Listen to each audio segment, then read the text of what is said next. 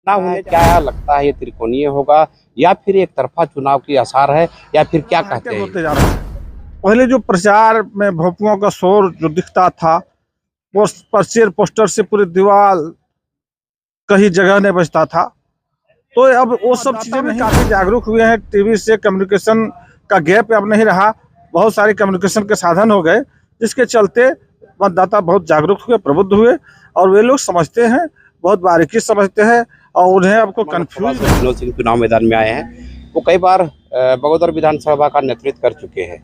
पिछले बार भारी संख्या से, भारी मतों से यहाँ के सांसद जो है कोडरमा से अन्नपूर्णा देवी जी चुनाव जीती थी। इस बार क्या लगता है कि जो जीत का आंकड़ा पिछले बार था वो बरकरार रहेगा या विनोद सिंह के आने के बाद उस बार उल्टा प्रभाव? चुनाव चल रहा है, लोकतंत्र का सबसे बड़ा त्योहार है और जब ऐसे ही कहीं चौक चौराहे पर मिलते हैं तो आप सीधा जान लीजिए कि अभी जो समय है वो सिर्फ और सिर्फ चुनावी चर्चा ही होगी और चुनाव पर ही अभी लोग चर्चा ज़्यादातर करते हैं। और हम भी आज उसी बात के लिए यहाँ उपस्थित हुए हैं चर्चा करने के लिए। ये कोडरमा लोकसभा का क्षेत्र है, 20 मई को यहाँ मतदान होने वाले हैं। हम तमाम चीज़ों पर, चूँकि हमारे साथ वरिष्ठ पत्रकार है सुधीर द्विवेदी जी, कोडरमा लोकसभा क्षेत्र को बहुत नज़दीकी से जानते हैं, बहुत बारीकी से जानते हैं। सबसे पहले हम इन्हें समझने का प्रयास करते हैं कि अभी कोडरमा लोकसभा का क्या स्थिति है, पूरे समीकरण को ये किस तरह से देखते हैं।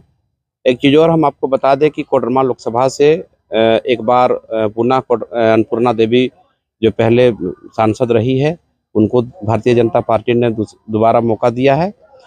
इंडिया गठबंधन की ओर से विनोद सिंह को यहाँ चुनावी मैदान में उतारा गया है। वहीं तीसरे उम्मीदवार के तौर पर अगर हम बात करें तो जयप्रकाश वर्मा को भी चुनाव मैदान में उतारा गया है।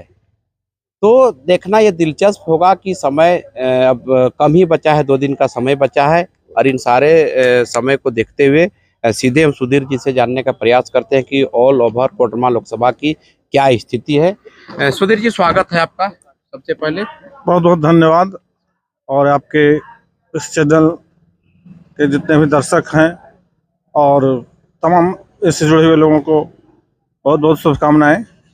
चुनावी दंगल में सभी प्रत्याशी कमर कस के इस महासमर में कूद पड़े हैं और लोकतंत्र का महापर्व है। भारत विश्व का सबसे बड़ा लोकतंत्र है, लेकिन इस बार चुनाव में कैंपेनिंग में बड़ा परिवर्तन दिख रहा है क्योंकि चुनाव हाईटेक होते जा रहा है। पहले जो प्रचार में भोंपुओं का शोर जो दिखता था, पर्चे पोस्टर से पूरी दीवार कहीं जगह नहीं बचता था। तो अब वो सब चीज़ें नहीं दिख रही हैं, बहुत कम हुई हैं और झंडे भी बहुत कम हुए हैं और प्रचार का शोर भी कम हुआ है।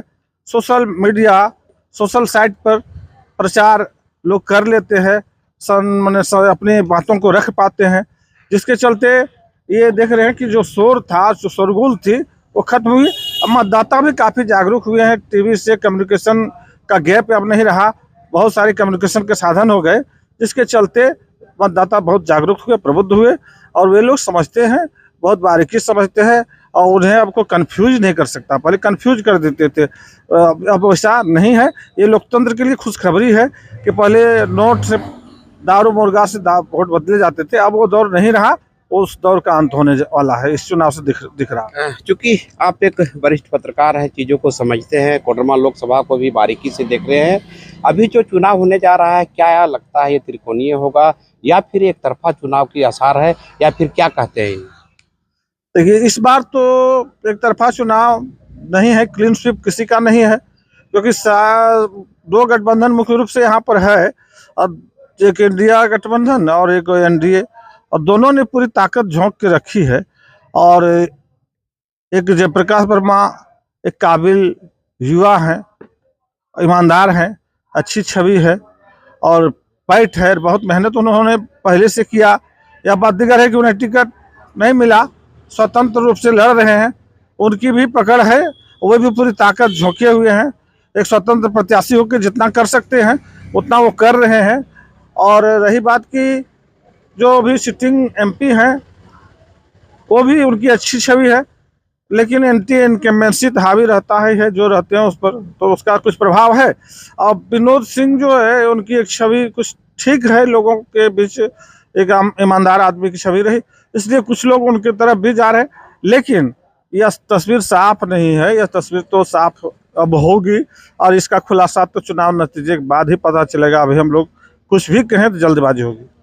एक नया बात और है कि जैसे पहली बार कोडरमा लोकसभा से विनोद सिंह चुनाव मैदान में आए हैं, वो कई बार बगोदर विधानसभा का नेतृत्व कर चुके हैं।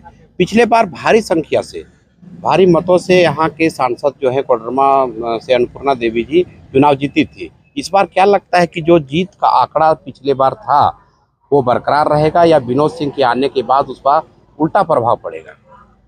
देखिए, ये तो अभी भविष्य के गर्भ में है कि बरकरार रहेगा या नहीं रहेगा। लेकिन इन्होंने कुछ काम किया भी है, लेकिन एक यहाँ पर जो है सो लोग भ्रम फैला रहे हैं कि कुछ नहीं किया है, क्योंकि एक ओवरब्रिज का मांग सरिया में था, चाहे इंटरसिटी है या झारखंड धाम रेलवे होल्ट है या सड़कें हैं, तो एक महिला होकर के इनको बहुत सारा काम जो है पार्टी ने दिया और उसी में ये व्यस्त रही, तो जितना करना चाहिए नहीं कर सकी, इसका मलाल है लोगों का, उनको भी है।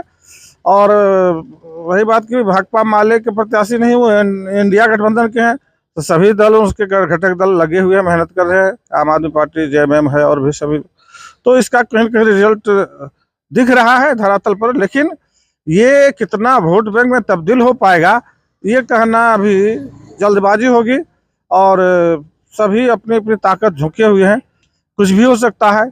लेकिन जो सिटिंग है उनकी स्थिति भी मजबूत है। तो निश्चित तौर पर हालांकि चुनाव का समय है और ये कह पाना भी मुश्किल है कि किनके सर पर ताज सजेगा, क्योंकि ये सीधे तौर पर अगर कहें तो दो लोगों के बीच में आमने सामने की टक्कर है। जैसे हमारे सुधीर जी ने भी कहा, इंडिया गठबंधन और एनडीए गठबंधन। हालांकि जयप्रकाश वर्मा भी चुनावी मैदान में है, वो लगातार क्षेत्र में रहे हैं, जनता के बीच में इसी उम्मीद से जा भी रहे हैं। अब ये देखना भी होगा कि आखिर जो जनता के बीच में जा रहे हैं उन्हें जनता कितना सहयोग करती है, या फिर जो एनडीए गठबंधन है या इंडिया गठबंधन है। हालांकि लाख लोग कह रहे हैं कि जो 5 साल का कार्यकाल रहा अन्नपूर्णा देवी का, वो कार्यकाल बेहतर नहीं रहा। लेकिन जाहिर सी बात है, जो एक बार साफ देखना ये है कि जो अभी इस बार में जो नए उम्मीदवार आए हैं विनोद सिंह, लोग उस पर कितना भरोसा जताते हैं, या फिर पिछले बार जो कार्यकाल रहा है या जो मोदी जी का फैक्टर है। मोदी जी ने चुनावी सभा में भी एक बात को कही थी कि यहाँ से मान लेते हैं कि हम काशी से एमपी है और कोडरमा और गिरिडीह से भी हम एमपी के रूप में यहाँ है, तो निश्चित तौर पर इसका परिणाम ही बताएगा कि मोदी जी का प्रभाव कितना पड़ रहा है। तो हम एक आगे की और कड़ी आपको हम दिखाने का प्रयास करते हैं।